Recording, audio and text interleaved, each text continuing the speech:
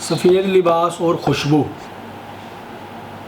अगर आप चाहते हैं कि आपको कुछ ख़ास ना करना पड़े, कुछ एफ़र्ट ना करनी पड़े और सिंपल सी एक दो चीज़ें ऐसी हों जिससे आपके रिज़्क़ में, आपके कारोबारी मामलात में, आपके माली हालात में बहुत ज़्यादा जो है ना वो बुलंदी और बहुत ज़्यादा अरूज है, तो उसके लिए दो काम वो मर्दों के लिए बहुत ख़ास ज़रूरी है कि वो करें, बल्कि मैं कहूँगा तीन काम।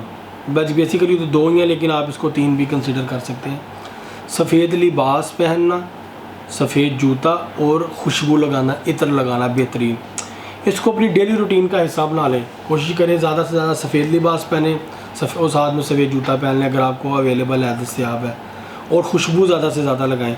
ये दो चीज़ें आप अपनी रूटीन का हिस्सा बना लें और अपने दुकान, दफ्तर या ऑफिस में बखूर जलाएँ, खुशबू लगाएँ, खुशबू जलाएँ वहाँ पे, या इलेक्ट्रिक जो एयर फ्रेशनर्स हैं इनका ज़्यादा से ज़्यादा इस्तेमाल करें, उनको मुअत्तर रखें अपने काम करने की जगह को। तो इंशाअल्लाह ताला आपके रिज़्क़ कारोबार में बड़ी बरकत आएगी, बड़ा अरूज मिलेगा, आपके बड़े मामलात बेहतर होंगे।